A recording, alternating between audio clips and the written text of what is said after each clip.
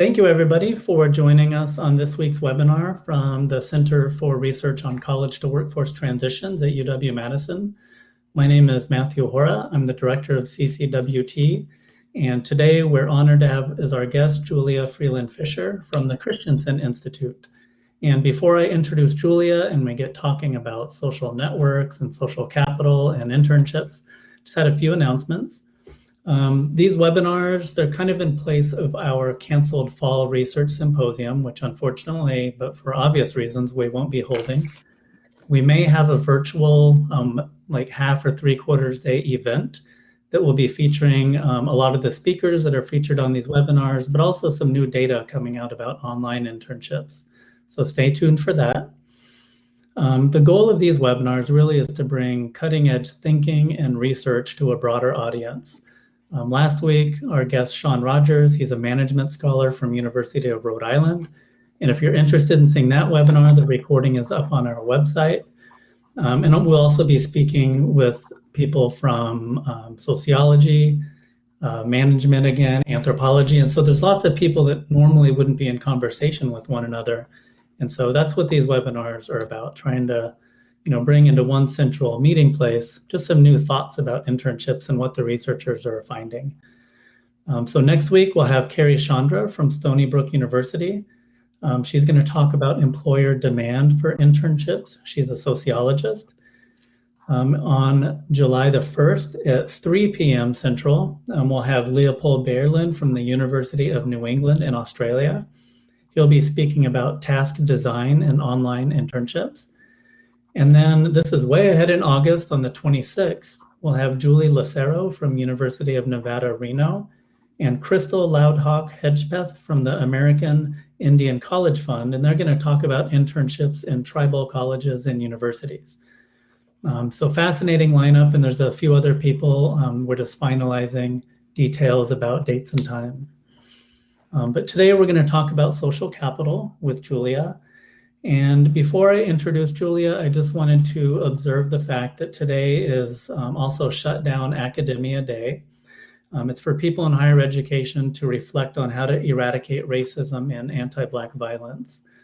The conversation and the questions that we're going to be having today, we're going to be really centering the issue of discrimination and racism and opportunity, because it is central to this conversation of social capital. But if any of you have any questions throughout the chat about that or anything else, just go ahead and type it in there and I'll try to take a look and pose those questions to Julia. So without further ado, Julia, I've got a great introduction from your website. And some of you will see why I'm so excited to talk to Julia, because she's got a fascinating perspective on internships and social capital and networks. Julia Freeland Fisher is the Director of Education Research at the Clayton Christensen Institute. She leads a team that educates policymakers and community leaders on the power of disruptive innovation in the K-12 and higher education spheres through its research. Her team aims to transform monolithic factory model education systems into student-centered designs that educate every student successfully and enable each to realize his or her fullest potential. Julie is the author of Who You Know, Unlocking Innovations That Expand Students' Networks. It came out in 2018. And she has a bachelor's degree from Princeton and a JD from Yale Law School. And one of the things that I'm super excited to talk with you today, Julia, is when we've done some literature reviewing about who is studying social capital and social networks and internships, very little comes up, but your name comes up. And as we talk, one of the things I'd like you to keep in mind, Julia, but also everybody on this webinar, if you have thoughts or ideas about what researchers should be studying when it comes to social capital and social networks in the world of internships, please share. And if anybody on the audience knows about good empirical research or conceptual pieces on social networks and internships, it'd be great if you could send that along. And we also have Carrie Chandra, our guest in 2 weeks, joining us from New York. So let's get started. Julia, let's start by talking about social capital. What is it and why is it important? Yeah, thank you for that lovely introduction, Matthew. I'm going to start with one thing before social capital, which is a disclaimer that I have a 5-month-old and 2 dogs and a really noisy husband. So I apologize for all sorts of mammal noises in the background if you hear them. And second thing is, I sometimes call Matthew Matt instead of Matthew, and I was like practicing his name this morning, but I'm going to work really hard to say Matthew. But just a disclaimer around that. So thanks so much for having me. What is social capital? Why does it matter? Social capital at a very high level describes the notion that our social networks contain value, that they contain real value and real resources, right? And if you put that alongside concepts of human capital, what we know and can do and the labor market pays us to do, or financial capital, what we possess and can then buy. That said, given that I'm talking to a group of academics, you are probably not surprised to know that within the academy, there's a lot of debate about the actual definition of what social capital is and moreover, how we measure it. But I think for today's conversation, and particularly thinking about what this means for young people or really any learner who's participating in a post-secondary institution or a workforce development program and therefore engaging in work-based learning or internship-based learning, it's important to think about social capital as not just a static asset, but access to an ability to mobilize relationships that can help students or learners further their goals, and that may shift over time. So we can get into what that sort of means. Why this matters? You can look across education research at the value of relationships. You'd be hard pressed to find any educator who would say that relationships do not matter. But really, if you look at that research along the education pipeline, at the end, when it comes to job getting, an estimated half of jobs come through personal connections. So social capital is really an asset in the opportunity equation. And part of the impetus for our research is to sort of put social capital alongside skills and competencies as a critical asset that we can nurture for students to set them up for success and to give them a wide range of options. So that's sort of the quick primer on what it is and why it matters. I know there's a lot of layers to that answer, though. Yeah, especially sociologists spend their entire careers talking about social capital, different forms of it, and how it impacts people's lives. Based on the available evidence, do colleges and universities do a good job of fostering social capital for their students?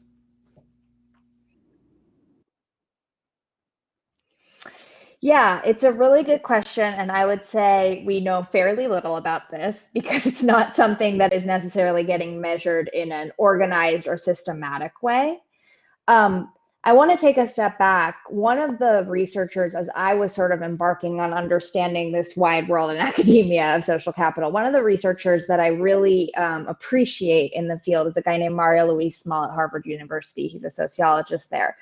And one of his contributions to the literature has been to point out that although a lot of sociology research and even political science research, like what Robert Putnam has done on social capital, looks at networks at the level of the community or the neighborhood, we can also look at it at the level of the institution. And Mario Luis Small's big finding in a book called Unanticipated Gains, or Big Contribution, was essentially that institutions are themselves brokers of social capital. But he makes an important distinction, which is that many institutions, in his case, he was studying childcare centers in New York City, are what he calls non-purposeful brokers, meaning social capital is being created in the course of their day-to-day business across parent networks, across educator networks, and with young people. But they haven't necessarily purposefully designed their institution to be an effective or much less an equitable broker of social capital. So I think that's a really helpful frame, at least for me, when we talk about colleges and post-secondary institutions and frankly employers as well in this mix of what would it look like to be a purposeful broker.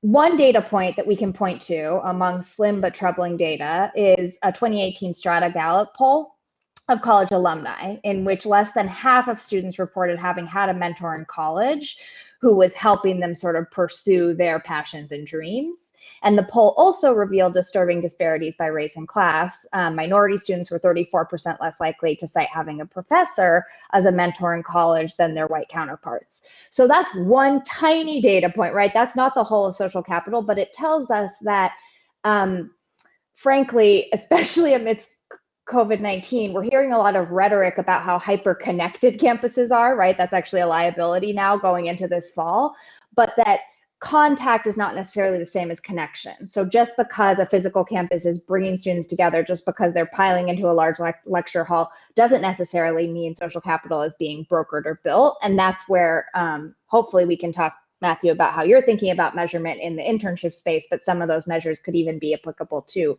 institution-wide attention paid to this asset. And once again, I have a list of questions here, but I think my interview protocol's completely been exploded because you brought up so many good topics to follow up on. But that's cool. That's the way it should be. I'm really curious about this idea of a broker. You mentioned faculty and mentors within a college. Precisely how would they foster social capital for a student? Like what precisely would they be giving them or providing to them that would benefit the student as they graduate and then go out into the world?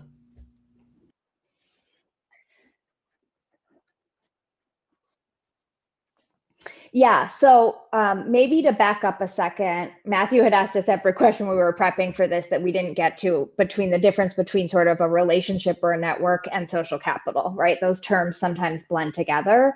And one distinction that I think is important for anyone interested in measuring social capital is the notion that you can possess connections to people, and then social capital is the resources that those connections might offer you, and vice versa. And so I say that because one of the things I get worried about, and this is more from a design and sort of reform lens than a measurement lens or a sort of academic research lens, is that it's tempting to say in the immediate or in the next school year, what are the resources that a professor or a staff member at a college could lend to a student? We could start measuring that, right? We could say, what are the helping behaviors that those faculty or other staff are engaging in? What doors are they opening for their students by perhaps brokering introductions to potential employers, perhaps just giving information and advice, perhaps providing emotional support. All of those are sort of forms of these resources that we are alluding to when we say this term social capital. But here's what I also want to emphasize that's a little trickier from a measurement and research lens, which is relationships can also have lasting value that changes as a person's circumstance or as a graduate's circumstances change. So just to make this really concrete, right now, Matthew and I are what sociologists would call like essentially weak ties, right? We've talked a couple of times. We've emailed a couple of times. We don't have a super high level of time spent together or necessarily trust built, although I actually trust him a lot because I've read a lot of his research and I'm a big fan. But we're essentially weak ties. And yet I'm sitting here in front of you guys because of Matthew, because he offered me this opportunity.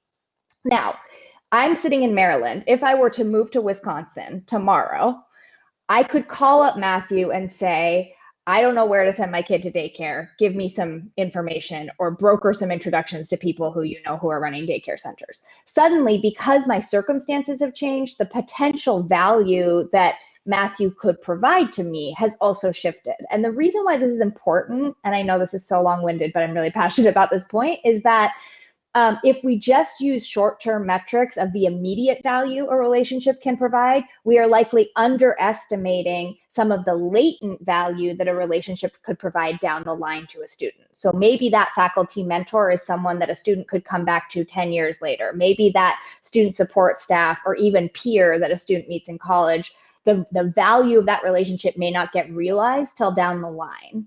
And I think that's just thinking about resources in both real time, but also against that time lag is a really important just mental model when we talk about why this is important and the return on investment in creating relationships. And it makes me think that as we go about designing studies of social capital within the world of internships, we should be thinking longitudinally and not just, the typical 6 months after graduation, right? The first destination surveys, but thinking in the, it's going to be years where we may see some of these benefits manifest.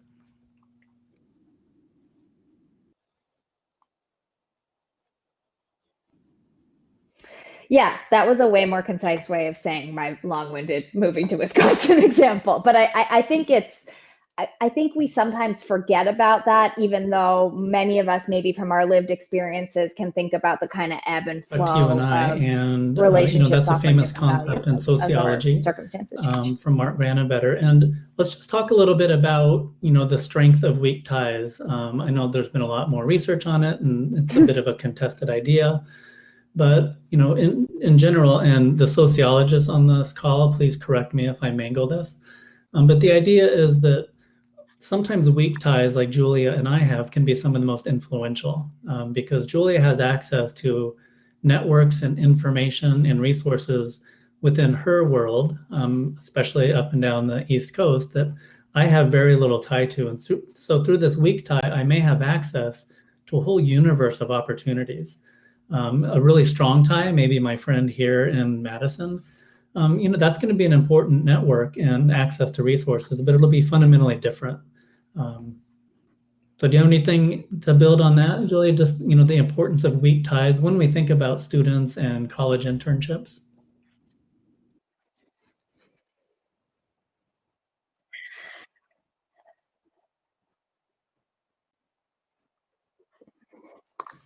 Yeah, absolutely. So I think a couple core principles and then a couple areas, I'll actually refer back to Maria Louise Small's research in this area where we can sort of problematize or poke holes in when we call something a strong or a weak tie, given that those are really, in some ways, simplistic mental models, not hard truths. So the sort of strength of weak ties argument, for those who aren't as familiar with it, goes that Mark Granabetter found studying people's job contacts and job search experiences that people were actually more likely to find a job through a weak tie connection than a strong tie connection. And part of the explanation under that is not just sort of like weak ties bad, strong, or weak ties are good and strong ties are bad. It's that we actually can maintain more weak ties in our lives than strong ties, right? The bandwidth required to maintain a strong tie. My husband, God bless him, great person, lends me all sorts of resources and care, very strong tie, also a very high bandwidth relationship in my life, right? And you can only have so many of those. And so our weak ties are therefore more plentiful. They are also, to Matt's point, potentially more structurally diverse, meaning that they are themselves members of a wider variety of networks that can then bring more resources, information, opportunities to bear.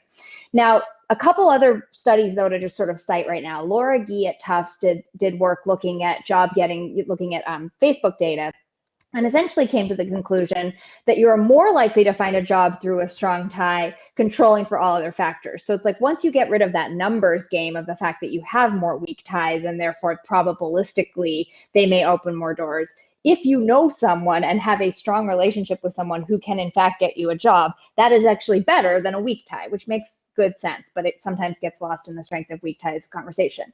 The reason I think that's important when we go back to this concept of internships, and I would say internships / any work-based learning experience, which Matthew, maybe we can get into the range of models starting to emerge beyond just the sort of 12-week or semester-long internship. That if a student is very clear on the firm or organization at which he or she wants to work, it could actually make a lot of sense to cultivate a few very strong ties within that industry or single firm. On the other hand, if a student is using an internship as a vehicle for exploration, for expanding options, you actually might want to think about how are we using this experience to not just cultivate a few strong mentoring relationships, but to actually diversify their weak tie network. And so I say that to sort of hopefully start to get under the hood of networking, which is also a gross word in and of itself, being purposeful in some direction based on students' goals rather than sort of a one and done format that works for everyone, which I think is just not what the literature reflects. Last thing I'll say, in our own research, we've looked a lot, and we'll get to sort of the role of technology, but we've looked a lot at technology tools that put new relationships within reach for students. Maybe in the form of virtual internships, but also in the form of access to mentors who live far away from where you live, access to experts that could come into a classroom over video chat, all sorts of versions of this. And what we sort of concluded is that a lot of traditional mentoring purists would look at those technology tools and be deeply underwhelmed and skeptical that those tools are forming meaningful enduring strong tie relationships. And that's not inaccurate. But I think it's worth looking at technology as a real lever for expanding weak tie networks, particularly to networks that would otherwise be out of reach because of geography or cost. So that's a little bit of putting technology in its place, which is Thank you, Julia. hard conversation to have under the current circumstances. There's a lot to digest there. Post COVID-19. And for our audience, if you have any questions or comments, please feel free to put into the chat anything you'd like to say. Welcome Chris from Florida and Kim from Long Beach. Yeah, so there's a lot of things I'd like to pursue there. I've got to just pick a couple though. And one of them, you were referring to student intentionality, I think, with respect to the types of ties that they could cultivate when they're in an internship. Can you speak a little bit more about that? I mean, just how can colleges and universities help prepare students so that when they go out into the internship, they can think really intentionally about, okay, I need to develop that kind of tie, or I need to cultivate a mentoring relationship with that person.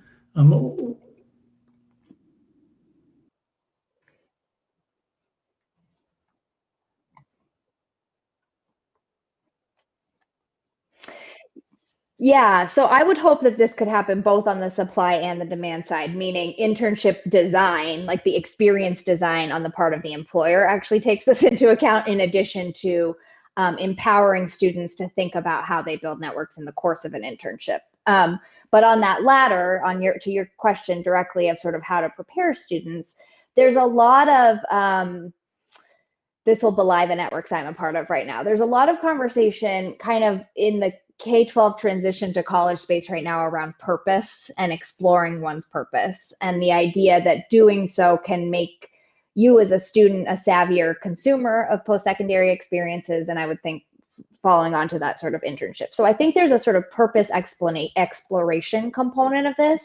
Then I also think there's some really compelling models, sort of programs that partner with post-secondary institutions that are helping to kind of call out this game of building social capital more explicitly than it may have been before for students, and help students organize who are their existing relationship assets and where do they actually want to grow those assets. So a couple programs that come to mind for me in that space. One is called Braven. It's a nonprofit that partners with institutions of higher ed to create a course around career preparation and development, and then provides ongoing coaching and support to students as they embark on internships and through their course of study. So Braven has, I think, some good examples of how to name social capital, how to help students identify who is currently in their network through a relationship mapping exercise, and then how to keep track of those growing connections over time. Another example out there is a virtual coaching platform called Beyond 12, which was really designed to help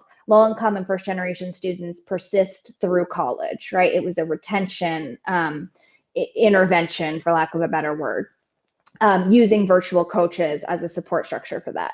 But one of the things that they do in the course of their curriculum, their sort of college success curriculum, is a social capital sort of module in which students are learning alongside with their coach how to think about their networks.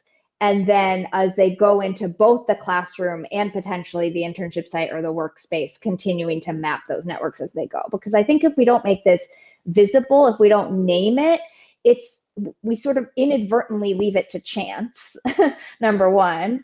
And we also a little bit let employers off the hook. And I know this is something you're thinking about a lot, Matthew, in terms of the quality of the internship experience itself. We leave employers off the hook to also leave those encounters to chance. And I don't know about you, but I feel like, especially with the rise of virtual internships, there's a lot of sort of hand waving about we're losing this like magical water cooler where all of these connections are being brokered. And we like anecdotally, we know that that is not always the case, right?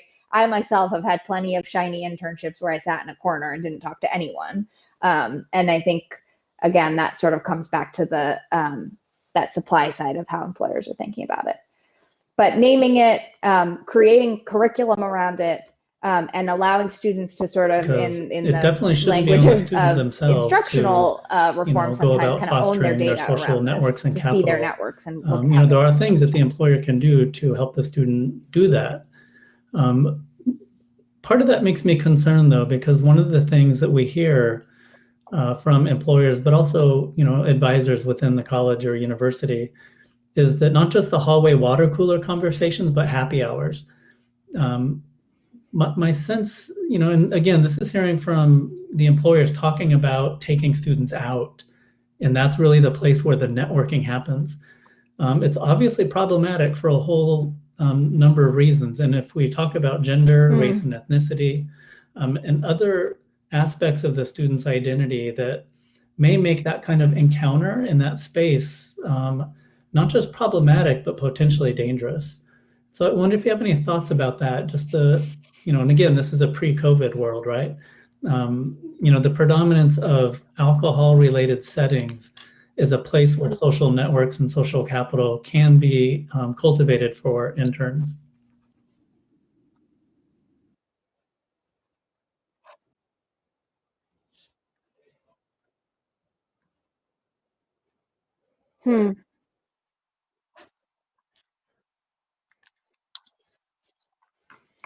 Yeah, it's a really good question. It's something where I have not done any studying or thinking, to be totally honest. I guess I'll say what to me could be the opposite alternative to that, or the better alternative, right? Which I think is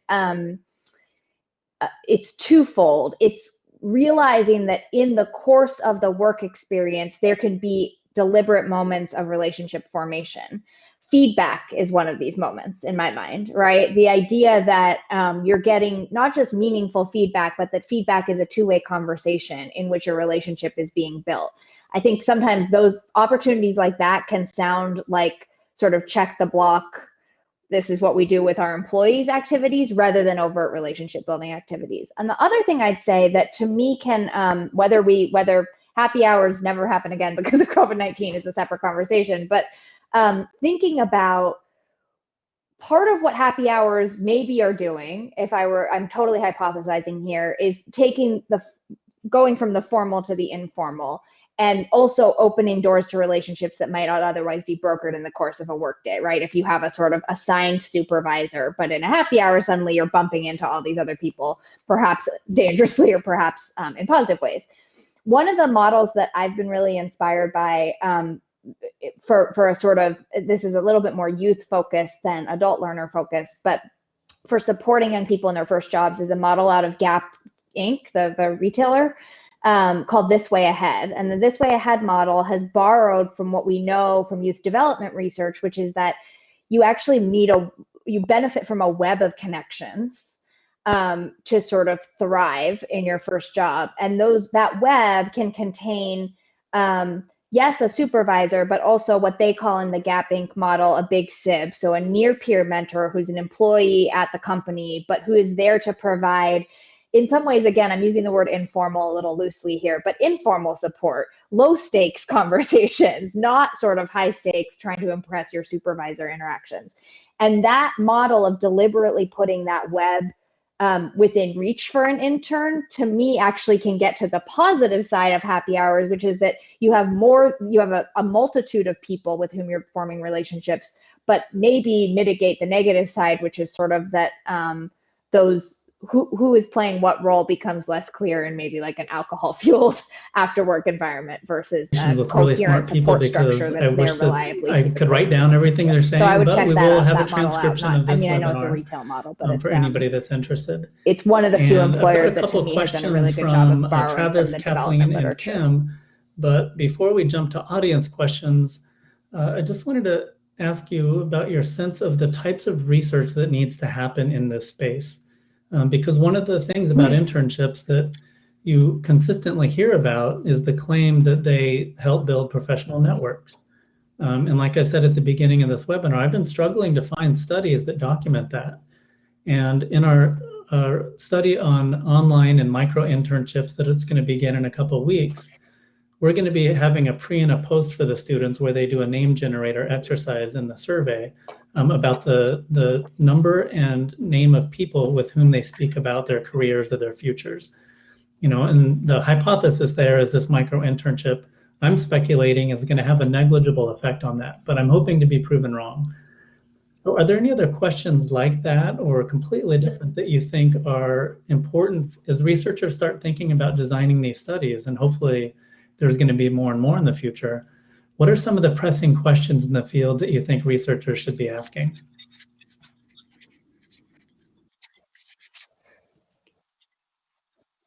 Hmm.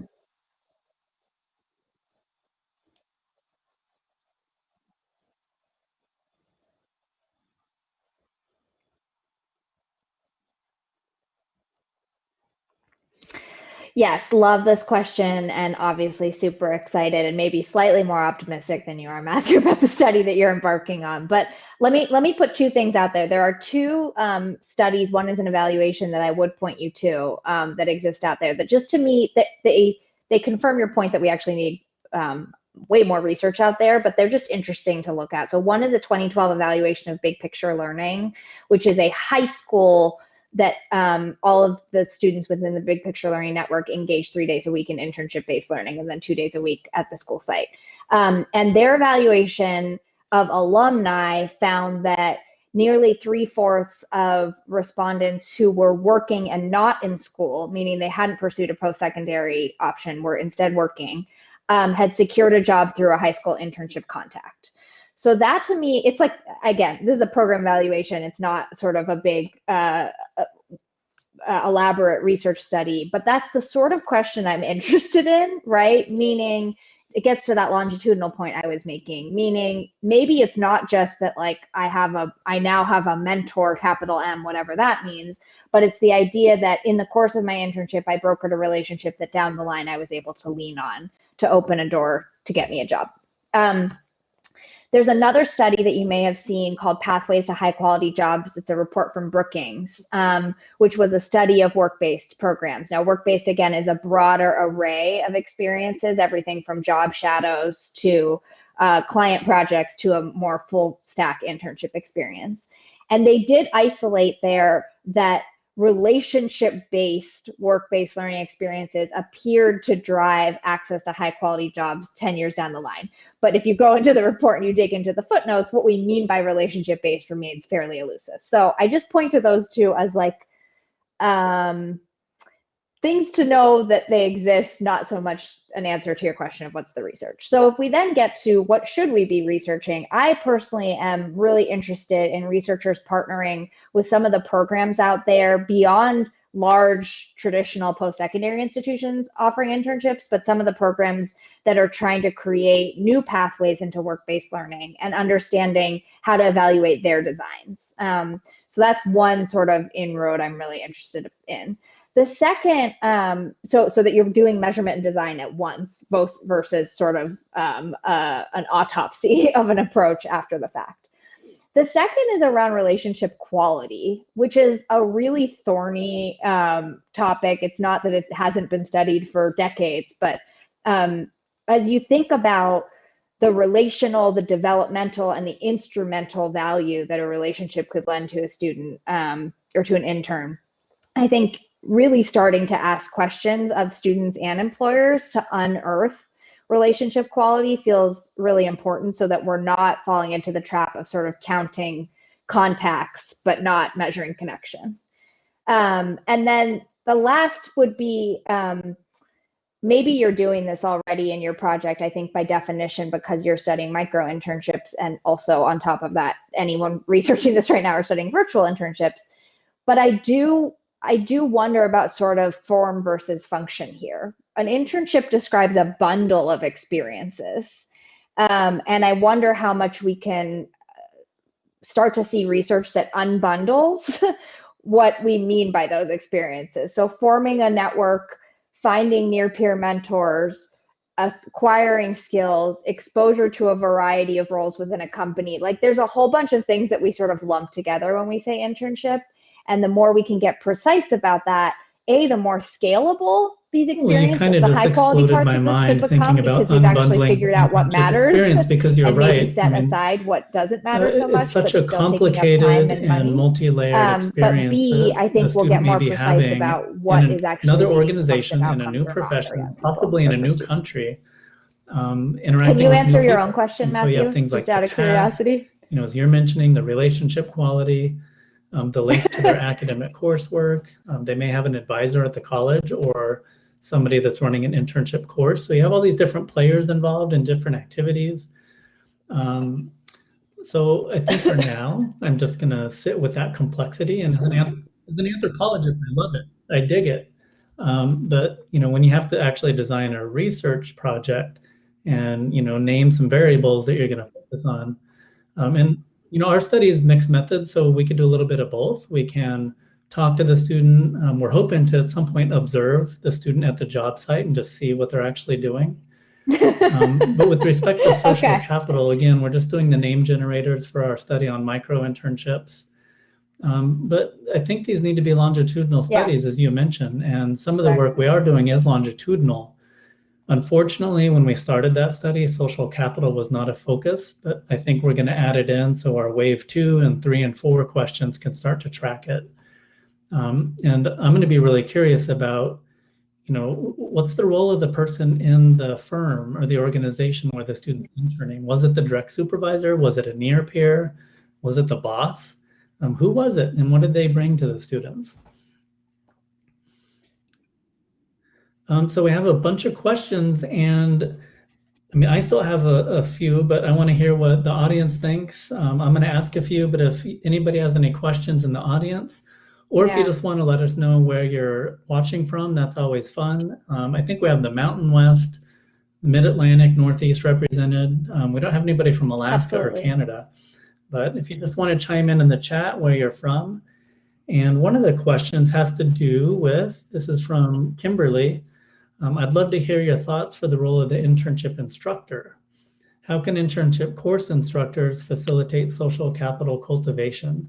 And so this would be in cases where the student has a required internship course, where they're talking with either the faculty member or the course coordinator, a few times during the experience. Do you have any thoughts on that, Julia?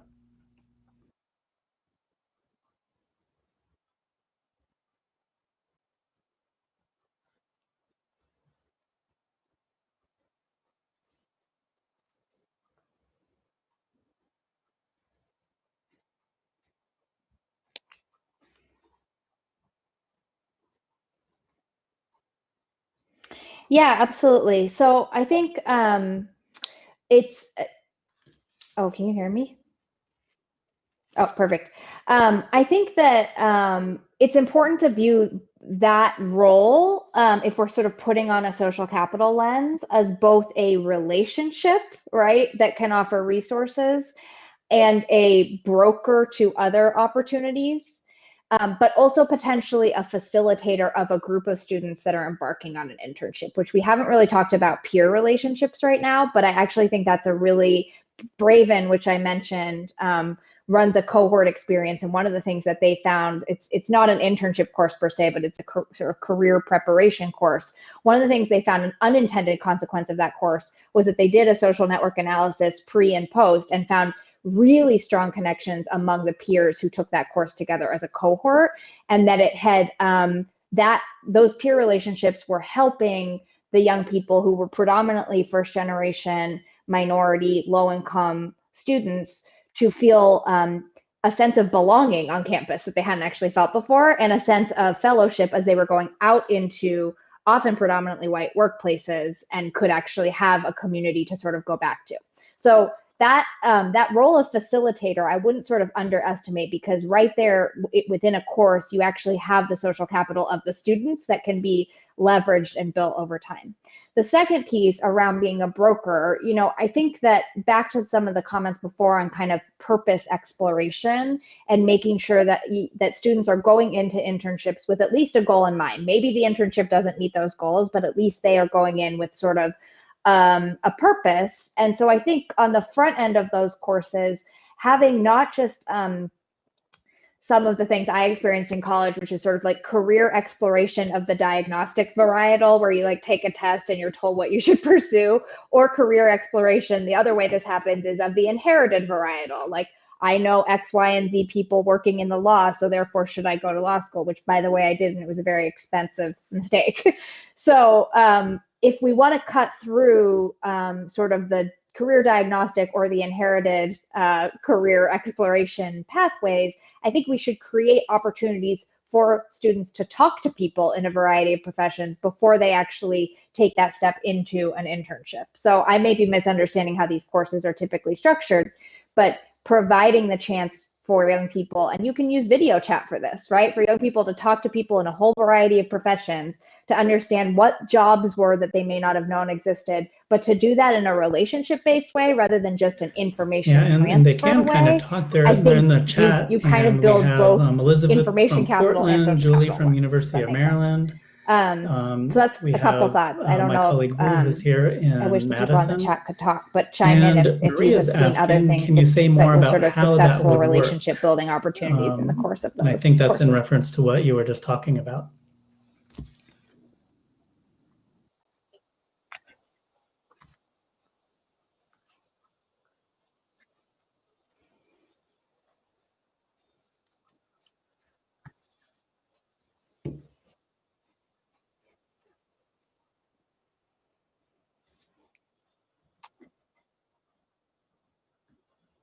Yeah, so how on the cohort front, I think it's relative to making sure that there's a curriculum in place that involves students actually working on either projects or career diagnostics or fill in the blank together.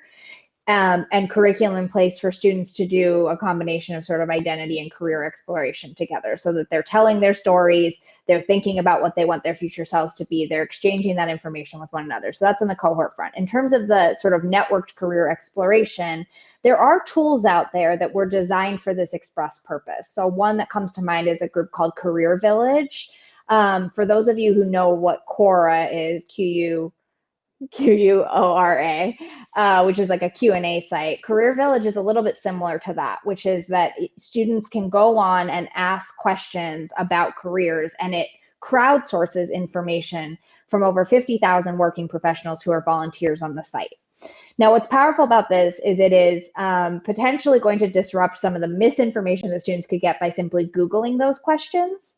You're actually getting information from authentic professionals who are working in these fields and sort of leveraging the power of that crowd. But one thing that Career Village is also finding that I think makes it a really compelling tool or type of tool to use in a course like this is that sometimes they're finding that they have to coach students on what questions to even ask in the first place about career paths and career possibilities. So if you think about embedding a technology like that within a module or a class or a set of a sort of series of discussions in the class about exploring your purpose and asking good questions, you're not only building some muscles around purpose and exploration, but you're also building relationships by coaching students on how to ask questions. So I think that's that type of tool is really powerful. Another tool I just call out, or a couple tools, Nepris and Dreamwakers are two different tools that port industry experts into classrooms, meaning you don't, as the internship course lecturer or instructor, have to go out and find all these relationships. These companies and organizations, one is a company, one's a nonprofit, have already sourced the professionals. So it really is just a matter of being the connective tissue I and just sort have of to say, one of the things I creating the really enjoy moment where about that speaking with video chat you, can take Julia, place. is, So I think when those you're tools, in this could all academia, you obviously tend also to happen in not be person. I'm really just up very on the compelled by tools that make nonprofits this and the way vendors in cheaper the and spaces less of doing a the work. logistical nightmare And so I think it's really than a important traditional as career researchers fair that we or once become annual aware career and fair that attuned to many some of the students different have tools out experienced. there and some of the different programs and initiatives that are underway, and not working in this, academic vacuum where it's just about data. So I just want to say that it's great to hear about a lot of these programs, because I didn't know about them, and I'm writing them down as you speak. There was a question about introverted students. This came from Kathleen, and she asked if you had any advice about students who are introverted, who may not be, they may not be accustomed to going out there and developing relationships with near peers or a supervisor. How can we think about that, about addressing some of those students?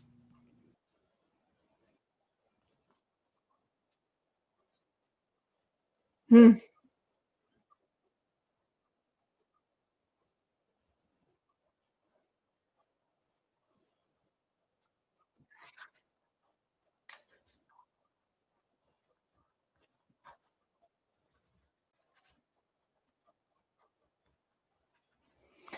I am a massive introvert, so I love this question. Even though we're on a video, I'm not having to deal with any of like my main social anxieties. I'm still sweating right now. So I super appreciate this question. And if anyone has read the book Quiet, which is a sort of deep dive into what it means to be an introvert, one of the findings in that is that it is circumstance dependent versus sort of an absolute category.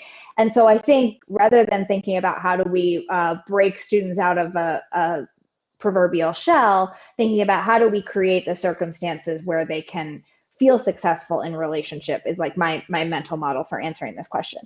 The other mental model I have in mind is the distinction that we've actually seen. My research really started in K-12, so that's why I'm making some references to K-12. But some examples we've seen in the student support world in K-12 that are explicitly about not brokering connections, but actually conducting what they call warm handoffs, meaning someone who knows the student who may be an introvert, being able to essentially be sort of an ally or an agent on behalf of that student when connecting them to a new program or an opportunity. In the case of student supports, this can be something like an after-school program, right? And so because I, as a support coordinator, actually know Johnny and can communicate to that support or after-school organization things that I know about Johnny, he does not walk in an unknown quantity to an after-school program. So what's the analogous sort of form of that when we think about internships? I really think there's two layers of this. One is when you go back to sort of whoever at your university is coordinating internships, the importance of them having relationships with the employers so that they can play that warm handoff role. The second, though, is creating a really coherent way in which you're cataloging alumna of internships, meaning who are the students who came before, who actually know the space and can provide some of that both informal knowledge, but also warm handoff on behalf of the student. And I don't know how many programs really keep track of that or leverage those alums to be support systems and brokers on behalf of new students entering internships. But to me, that is latent social capital value on the table that will be helpful to all students, but particularly those who might be more shy or less sort of what you hear in the mentoring world, less of the sort of mentor magnet where they'll be fine wherever they go because they forge strong relationships and are sort of an extrovert. So that's a couple thoughts there. The last piece on the circumstances, actually, now that I'm just riffing on this, is Matthew, you mentioned sort of task development and how tasks are designed. I actually think this is a whole interesting layer of the research in general, which is like, what would social task development look like, or designing tasks that have an overt sort of social end in mind, college course, in terms of who the intern is working alongside learning with opportunities in the course of completing the task. And we do a lot of classroom Because I'll say as an introvert, it's sort of like I'm introverted until I'm in the work, and then I'm not introverted, right? Because I'm working on a task and that can neutralize some of those ducks in water, but other students, they struggle with it. And I've seen cases where the instructor is really good at helping those students kind of ease into the project and the team-based activity. But others who just kind of, it's sink or swim. They provide no guidance, no scaffolding. So I think there's a really important issue that we haven't thought about in our research team with respect to internship work, like the types of work they're doing at the job site. Are you able to type in, Julia, in the chat? Can you see that here? Because somebody asked about the names of organizations, and it looks like Maria typed in Career Village. But if you could just type in some of the names of the organizations that you were talking about that are working in the space of helping students get prepared for internships or post-college or post-school careers. And while you're doing that, I can talk about a couple issues, and then we have a few more minutes left if anybody else has any questions.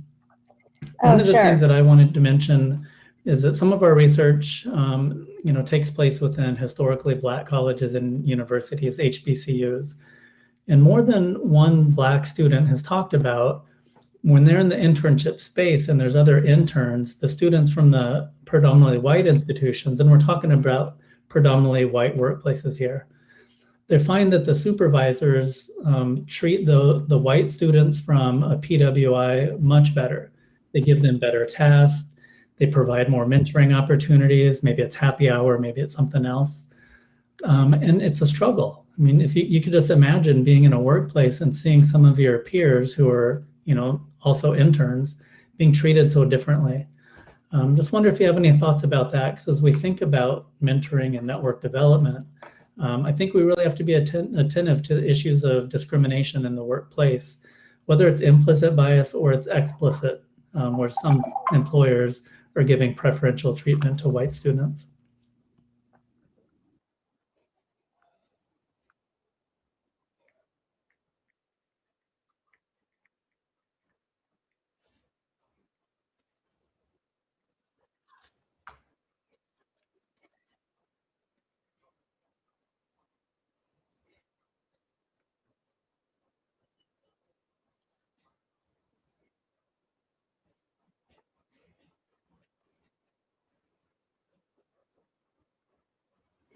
Yeah, absolutely. I think it's a hugely important question, even before the sort of watershed moment that the country is in right now. And I really think so. This is a two-sided coin of what can colleges do as advocates for their Black students in particular, and students of color more generally, and then what can employers do. And I don't want to let employers off the hook in this conversation, even though I think colleges and any sort of workforce development organization is sometimes trying to help empower prospective employees to be in relationship with their employers, and sometimes trying to inoculate them against what they will inevitably have to navigate in predominantly white workspaces. So my first answer to this question is this is about the ability of white employers and white employees to be in relationship with Black students, interns, and employees. I keep this next to my desk because I keep bringing it up when I'm doing things like this, but there's a book called Critical Mentoring by Tori Weiston-Surden. This comes out of the mentoring world, but I actually think it could also be called critical managing or critical being in relationship more broadly. And it really is about bringing both awareness from the design standpoint and the measurement standpoint to power asymmetry in any mentoring relationship, but specifically with an eye towards race. And so I think that piece has to be sort of increasingly part of employer culture, and hopefully for the people that are sending interns to employers, maybe a demand that is levied, that employers get a little bit more careful about this work and explicit about it. Because I think one of the things that's getting talked about a lot right now in the workplace is the difference between diversity, equity, and then that inclusion. What does actual inclusion look like? Which I think is the sort of anecdotal data you're pointing to, Matthew. The second thing I'd say is that what I worry about, even when we use the term mentor, and if we're going back to some of the core principles of social capital research around this idea that our networks offer resources, is that if we use metrics in workplaces like recruitment and retention, which are two of the big ones right now under a lot of corporate DEI initiatives, and if you use climate surveys, sort of workplace climate or culture surveys, there can be a tendency to inadvertently or overtly, depending on the employer, reward sort of caring and supporting behaviors, but not measure helping and door opening behaviors. Meaning you can say that you care about your employee who is Black. A Black employee can say that they feel cared about by their supervisor, but are they actually not getting the same door opening, brokering opportunities from that supervisor? And that is it's a different measurement approach than, again, what I think a lot of culture and climate surveys have historically looked at. So that's so that's on the employer side. On the sort of college side, I think this gets to a broader question that I saw in the chat around colleges being purposeful brokers in general as institutions, but in particular for their Black students or at an HBCU for all of their students. And I think from that perspective, we have to start measuring this. Otherwise, we are flying blind and hope is not a strategy, right? I think so I've got at least 7 or 8 different research project ideas from this conversation. Who do our students actually know? I hope that our audience who are in their networks, not just who do they go to class into with, the nature of social who are in capital their and networks, how are those networks changing over time, and how are Black students experiencing the relationships within those networks. Until we have data on that, I worry that a lot of this is guesswork Center for College on the part of Research on even College to well-intentioned Workforce colleges. Transitions. I should know the name of my own center. It'll be up on our website in about a week, along with the transcript. So if anybody would like to go back and see what we've been talking about, it'll all be there. And thank you so much for your time, Julia. I really appreciate it. And thank you, everybody, for joining us this week. Have a great next few days and stay safe.